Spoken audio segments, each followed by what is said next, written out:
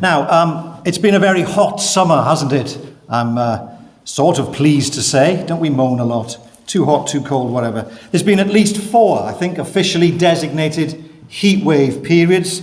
Many of you, I'm sure, I'm no exception, have mostly enjoyed them. It's certainly been pleasant to have wonderfully warm, sunny weather. However, there's always a but, isn't there? And this, I know, will sound petty. This hot weather has played havoc with how we keep and use our butter in the kitchen. It's been a nightmare. Now, I know you're thinking, boy, we're dealing with big issues here this morning. Bear with me. You know, normally, you can leave butter out in the butter dish in the kitchen, ready to use it. It's not too hard, it's not too soft, normally. But recently, leaving the butter dish out in the kitchen has led to it being unusable because it melts, it runs everywhere. Put it in the fridge, however, and don't get it out in time, and it's too hard and equally unusable. I know, first world problems, indeed. What you want, surely, is butter that is just right.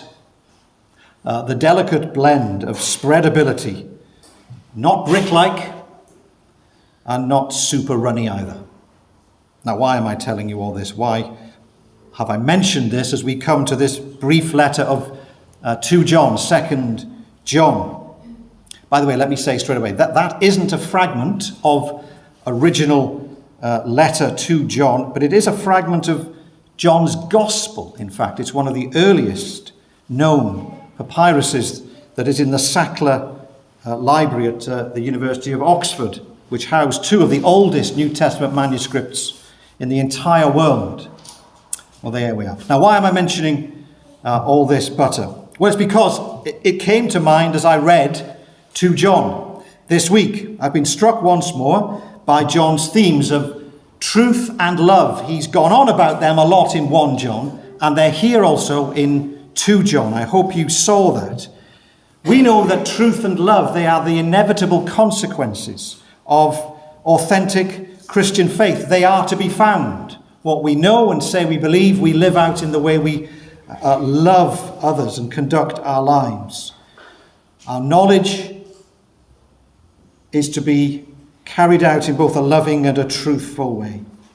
And I was thinking about this butter analogy. I was reading, actually, God's Wonderful Word again, Trevor Knight's wonderful introduction to the books of the Bible. And Trevor points out in 2 John that the words truth and love appear a lot, 5 times for truth, 4 times for love. And he states the fact that it's John who writes such a letter as this, the apostle of love. Writing such as this is highly significant. Trevor points out that Paul is often called the apostle of faith, and James is the apostle of works. Peter, the apostle of hope.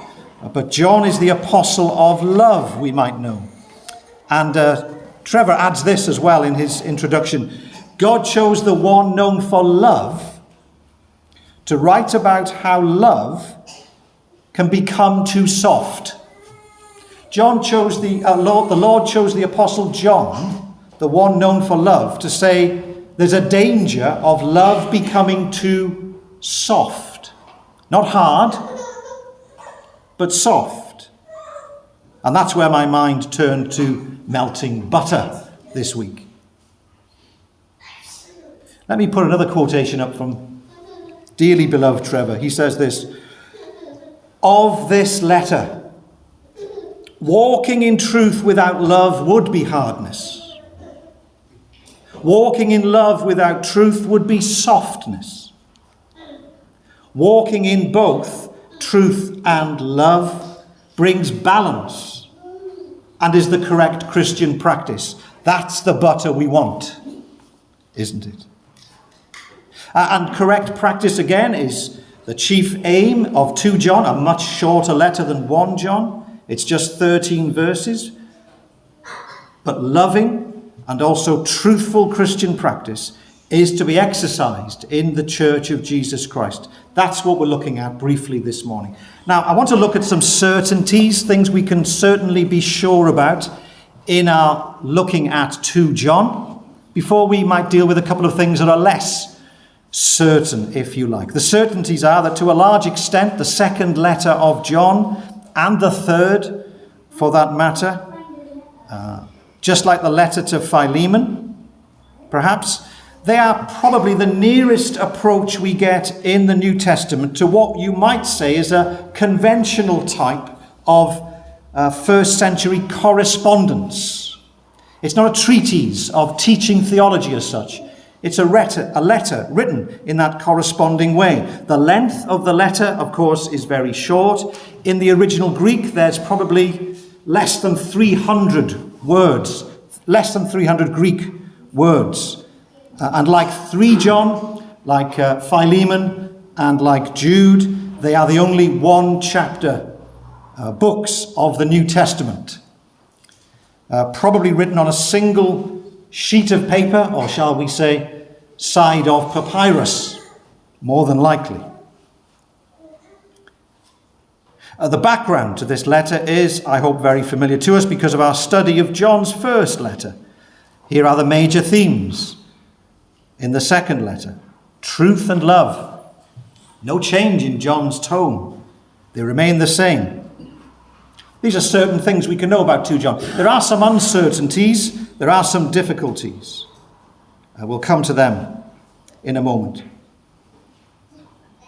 And John knows there are difficulties in maintaining truth and love in that delicate balance that we spoke of earlier. John is no fool. He doesn't throw around his words, just love, just believe, willy-nilly. He doesn't do that at all. He knows there are difficulties in maintaining right priorities, in being balanced. It's not easy. It's true that the gospel at this time was spreading. It was spreading rapidly. Churches were springing up in houses throughout the Greco-Roman world. The apostolic writings were being circulated, and it was happening more easily because of transport links, roads being developed, common language being adopted throughout this region. Significantly, as we said before, of course, the original apostles had died out or were dying out. It's likely that John was the final remaining living one of the 12 original disciples. The careful oversight of this fledgling church of Jesus Christ, which we see being established, depicted in the Acts of the Apostles, that book that explains how the church began and spread, is now not so easy with the apostles having gone. And there's another difficulty, and that is others are springing up. Traveling preachers, traveling missionaries are coming along in great number. And whilst you may say that's good, not all of them are good. And there are problems on the horizon. The message of the gospel is not always going out. In truth, for certain. Some teachers, as we know from 1 John, are claiming new spiritual insights that go beyond the apostolic testimony. That's why John writes, those who run ahead, don't trust them. They're going places you should not go. There are new teachings. Outright heresy, of course, is also being preached about who Jesus Christ was. Some claim he wasn't divine, that divinity came on him at his baptism, left him before he went to the cross. That was a common belief, or a growing belief, in the early years. The burden of John's heart then was how our church is going to remain balanced. How are they going to keep strong in the true faith? How are they going to hold unswervingly to the orthodox testimony that has been born? How are they going to be vigorous in their spiritual lives? That's why 2 John is written. That's why 3 John was written. That's why they were inspired.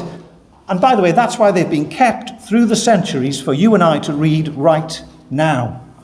You hold something very, very special in your hands this morning, preserved for us on the 24th of August 2025 to read right now.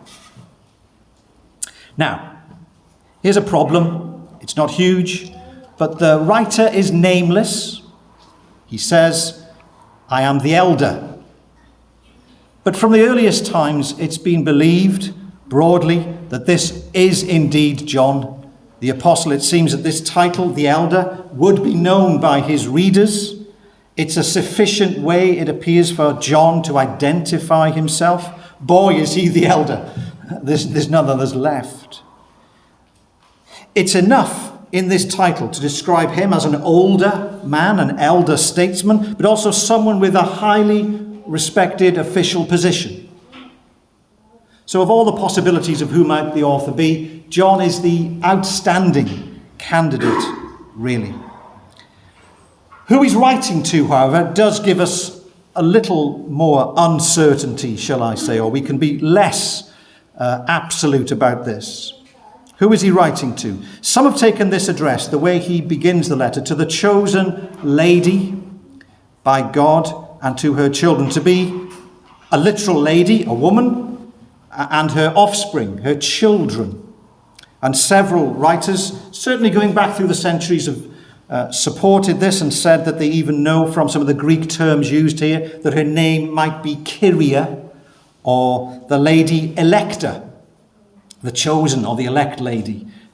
They've been suggested as names for this lady by early scholars. However, I would say maybe today most modern commentators and scholars would consider that John isn't specifically writing to one individual woman, a lady as such. He's writing more corporately, and he's actually writing to a local church, some would say, which is being personified in that female sense, as we often do, she, the church, as being a lady. Now, it's not an issue that we can be absolute about. We cannot be certain about these things. I think, for my part, that is the way we are to read this. I'm not sure that some of the language John uses, especially in verse 1 and 2, could be applied to a single individual woman and her children. I think there are references here moving beyond a single family unit that suggest he's writing to a church. That's where I would be. With that being said, it's not vitally important as such to the content of the letter. And that's where I want to move to now, the content of the letter itself. This is what we find is exercising the mind and the heart of this aged elder, John. Firstly, there's a problem or something he wants to highlight in verses 1 to 6. His concentration is on knowing the truth and practicing it, or the danger of knowing the truth but not practicing it. You need to know and practice the truth. These things need to be, as we saw in 1 John, together, not separate. That's verses 1 to 6. He sums that up by really saying all of that means we must obey the commands of God. We'll come to that in a moment. Walking in love. Obey the commands of God. That's chiefly what verse 6 is summarizing in the verses before. That's one half of the letter. The other half of the letter, 7 to 11, before the final greeting, or the way he signs off, is the problem that he sees of, yes, practicing the truth, but not defending it. And that's his great concern in these verses.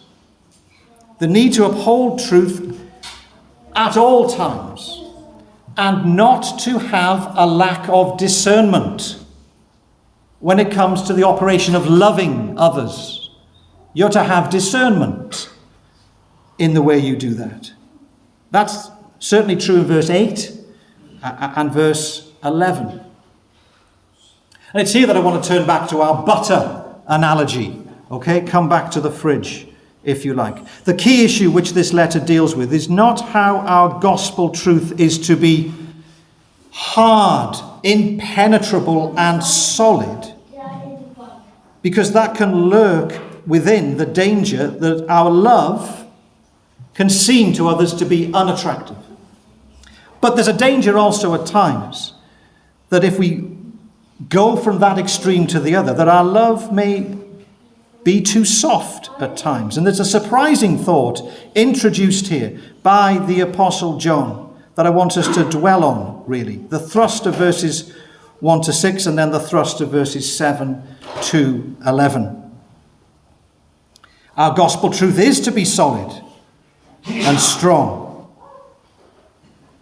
But our love in doing that must not be weak and soft and of no use. Here's verses 1 to 6. Knowing the truth but not practicing it, or the need to walk in love by obeying the commandments of God. John reminds us that we must walk in truth. And he says that means walking as God commands. The word of God is meant for doing, not just knowing. And if you're just a knower, if you know what I mean, that's not enough. The apostle of works, James says, you must be a doer of the word also. I hope you realize that. Let me remind you that if we say only, as John went on at great length in 1 John, verse 6, verse 8, verse 10, if we say but don't obey, John says we're hypocrites. You can't say but not obey if you're a believer. Christians say and Christians obey. That's what we do. Let me remind you also here of the words of our Lord, who was once asked about the commandments. And it's here that I want to say that we often, as believers today, get in a bit of a tangle when it comes to commandments and how we are to approach the commandments. Listen to Jesus. He was asked once, of all the commandments, which is the most important? What do I need to do? And maybe in the mind of the asker, it was, give me a specific task that I can do that shows I'm good to God. You know, Christians, we do get in a muddle about the relationship between law and love in keeping God's commands, obeying his laws, and how that stands now in terms of free grace that God has given us. What did Jesus say? He said, love, love the Lord your God with all your heart, and with all your soul, with all your mind, with all your strength, and love your neighbor as yourself. There's no commandment greater than this. It wasn't drop your money in here, say this 70 times, touch this, go there, do that. Love. We shouldn't be in a muddle about keeping the commandments that God has given if they're summed up in love for God and love for our neighbor. We're dealing here with the commandments to love them. Paul concludes in Romans 13, verse 10, that love is what? The fulfillment of the law. You want to fulfill the law? Love. Love for God. Obedience to his truth. They are inseparable things. They are our priorities as Christians, if we're going to live as God requires. So here John sees the Christian life from the standpoint of, it is commands. Our obedience to God's law, our love for God, they're not incompatible. Each of those involves the other. You can't have one without the other. You can't have any hope without each of those things operating together. We are not to be tangled up when it comes to law and love. True Christian living, I'd say true Christian liberty, is not inconsistent with God's law any more than love is inconsistent with God's law. John Stott writes that it's true that Christians are not under the law in that our salvation does not depend on obedience to the law. Absolutely. Yet, he says, this does not relieve us of the obligation to keep the law. He says, the freedom with which Christ has made us free is not freedom to break the law, but freedom to keep it. As it says in Psalm 119, verse 45, I will walk about in freedom, for I have sought your precepts. I've gone to your word, and I'm going to obey it. That's how I live freely in the life that God now has given. So John writes in verses 1 to 6 about how we are to both know the truth and to practice it by our obedience. And that's something he commends once more to this fellowship. Let's go to verses 7 to 11. Perhaps they're more complex. We come to the second part of the letter. It's my main focus now. I guess in these verses, it stands out for us, the key element of why this letter does perhaps remain in our minds. It is the unique element of what he says in these verses that makes 2 John perhaps stand out from the crowd.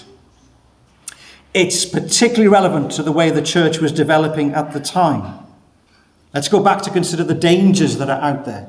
John is highlighting perhaps how we have to be loving practitioners of the truth on one hand, but also we need to exercise discernment in how we go about living the Christian life and loving as we are commanded to do, especially when there is the influence of falseness, untruth, and those coming into the church who would spread things that are not true. Now, in the context of the letter, John seems to focus on welcoming or showing hospitality, and how that is shown in verse 10 to false teachers.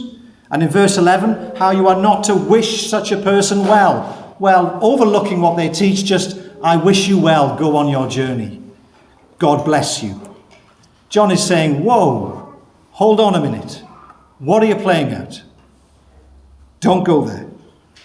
These things must be avoided.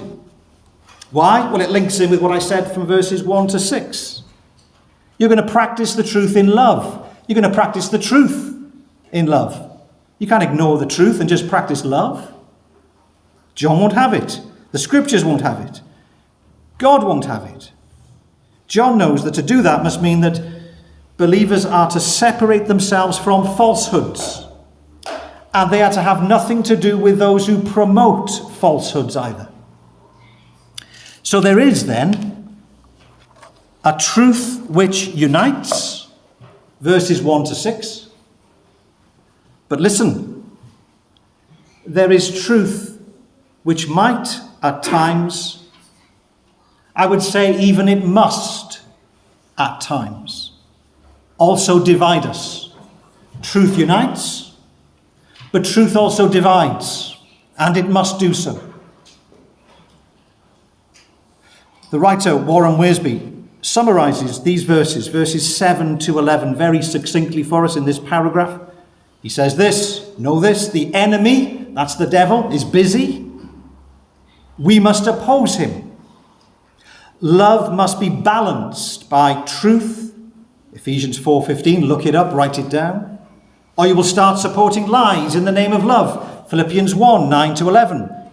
Note it down, look it up. And he concludes like this. From these verses, it is easy to lose what you have gained by making friends with the wrong people. That's the warning John is giving to this church. If you permit me now to return to my butter dish for a moment, I might say that we must be very aware in the continuing struggle we are in for persisting in practicing the truth, of times when our love needs to be tough and not the runny, soft love which has no substance, no strength, which just spreads everywhere and even goes to places where it shouldn't. That's the problem with runny butter. Now I'm aware in your minds, you're thinking, what do you mean? My mind is running all over the place, to here, there and everywhere. You're wondering about certain situations. You're asking, how do I interact with those who don't believe the gospel then? Well, let me try and help you in the short time we have left. We need to see that what John writes here is relevant to those who are so tolerant that they will condemn nobody's views, ever. But this message must also be heard by those who are so intolerant that they would condemn everybody's views. My butter must be balanced. I don't want to be hard or too soft in any of these regards. We're not to condemn people's views because they diverge ever so slightly from our own. John's not advocating that either. It's a call for balance. We need to bear in mind then that when you read a letter like 2 John, there isn't a message here about there is a message here that we shouldn't compromise but we obviously from other scriptures know that we must not totally separate from the world and live without any interaction in the world that God has placed us. We're salt and light to do good for the gospel, and therefore this passage doesn't support either of those things. Compromising, it's not here. Neither can we say that we must totally separate. The scriptures don't say that. It's a balanced view we have. Our butter must be properly spreadable. So these things need to be borne in mind. First thing, note, John is referring here to teachers of false doctrine, and not merely to people who believe false things. You will meet many people who believe false things. There may be people here who believe false things today. John's referring to people, however, who are perhaps aren't sitting where you are, but are standing where I am, and are teaching false things. That's his primary aim here. And he says this person, or the one who is not to be received, is one who comes to you, not like a casual visitor, but as a, if you like, an official teacher. One who is said not just not to believe, but to bring a message other than what is proper to the apostolic teaching that has been given. Now, I would say this, as Christians, we must surely welcome someone who holds views that are false about the Lord Jesus Christ, faulty thinkers about Jesus in the congregation. I don't mean it's fine, but we're not going to start throwing people out. In love, yes. With God's help, absolutely. We will seek to bring them to a better understanding of who Christ is. Of course, we must always watch out for other people's error. Of course, that's true. But our desire must always surely be to win someone for Christ. But in the case of someone who is found to be teaching error, teaching it to others, that, John says, we must reject. And note this, not only the teaching, but the person themselves. Is this the Apostle John of love? Yes, it is. Because he knows what true love really is. Obeying the truth. This evening in the fellowship hour, not on camera, I'm going to mention a situation in this fellowship from some years ago when someone did come amongst us and try to teach others something that was clearly false. We'll look at this passage again this evening in a slightly different way, and I'll mention that situation and why it was so difficult and the need there is to stop that from happening. That's this evening. Here's a second thing to bear in mind. John's instructions, I think, may well relate to some form of private hospitality and false teachers, or perhaps, more likely, he is talking about extending welcomes to official welcomes to people, not merely private hospitality, perhaps even in someone's home, for example. Don't forget, churches met in homes, so this is where we get a bit mixed up, perhaps. Remember, we've said this letter was likely addressed to a specific church, I believe, not necessarily an individual. So when he says in verse 10, if anyone comes to you, I don't think it's someone knocking on your door at home. Don't think that. We might envisage a situation where a visit to a church is being anticipated. Now, some scholars suggest that false teachers had clearly left the church that John was in or had been in. And they back that up from verse 7 of 2 John, and also what he says in 1 John 2 verse 19 about those who've gone out from us into the world. He seems to be talking about, I know there are people who are going out falsely to damage others. And it appears that maybe he knows they've gone from where he was, but they may not yet have got to where this letter is being sent. So the letter is running ahead, we trust, to warn them of this anticipation. John is therefore warning of this visit to their house. But what house is he talking about? Well, there are those who may well have been excommunicated, as they were, and they may go to other Christians' homes, which John says should be closed to them in this regard, because they're false teachers. But also, I think John in verse 10 is referring to your house being the house of God, the church that met there. It may well have been a woman who ran that house, perhaps, we don't know. An official welcome into that congregation. must not be given. An opportunity to teach that congregation false things and to propagate untruths must not be given. You mustn't muck about with this stuff. That's what John's saying. However, one commentator, just briefly touching on people who do knock on your door. You used to many years ago, not so much these days, have people knocking on doors who teach other things than who Jesus Christ really is. They have names, different cultish names perhaps. I'd say this much. I was very much in awe of the previous pastor of this church some years ago in the 70s and 80s, Jim Harding, who used to talk about how he would welcome in Jehovah's Witnesses and Mormons into his home to give them his testimony. What have you got to give me? Let me tell you what I can give you. And he always gave his personal testimony. That was a great challenge. A commentator called C.H. Dodd says, one of the Jehovah's Witnesses should not, he's saying here, I don't believe that John is saying that we should refuse people who knock on the door perhaps a cup of tea in order to show them the more perfect way of God. And that's more easily done in the sitting room, this man says, than on the doorstep. Now, I'm not commending that to all of you, saying welcome them in and just listen to what people have got to say. You need discernment here. But I don't think this is a bar for doing that in your house when you have proper control of that and strength to do it. We're talking here, I think, about a church situation. Let me go back to that. Thirdly, and lastly, I mention once again that John is referring here to false teachers and false doctrine. When it comes to denying the incarnation, he says they are deceivers who do not acknowledge Jesus Christ as coming in the flesh. And he says that's a serious matter. It won't just stay there. I've said before, if you're wrong about Christ, you'll be wrong about everything else. You get that one thing wrong, you get it all wrong. So this will spread. It won't just stay there. Or they've got a funny view about Jesus. No, that will spread. And John knows that. It's a serious thing. It'll stretch further into what the true gospel is.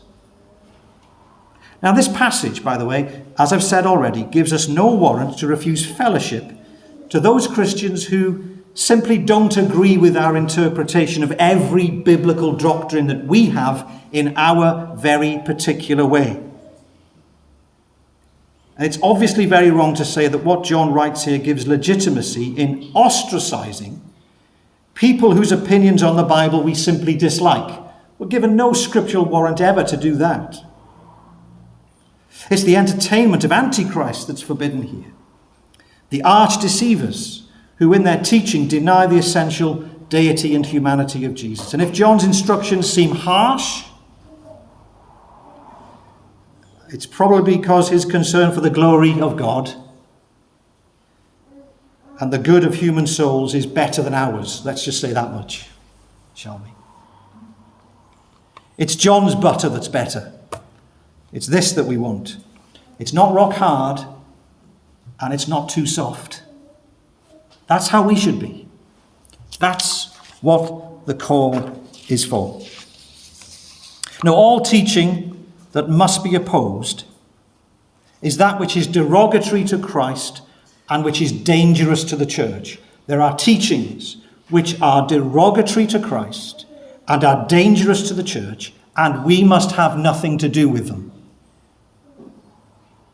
I would say, be careful. It's difficult to welcome someone like that into your home. Certainly, we cannot have someone here in the pulpit of our church hearing them and wishing them well in that sense. If we were to do that, even in the name of love, then we would not be acting in the best interests, firstly, of that person themselves who is in denial and is a deceiver. And we certainly aren't doing each other a service either. There is harm that can be done, and we're called not to do harm. I'll finish with this quote from Alfred Plummer.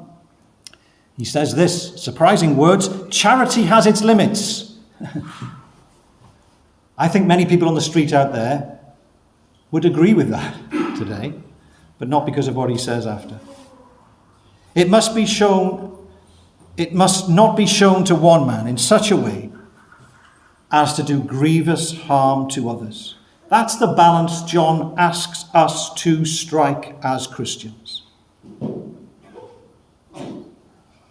There are limits because of truth. Our love at times must not be soft, but must be of substance. And we'll think a little more about that and the implications for us, I hope, God willing, this evening in our fellowship hour time. Come if you can. Amen.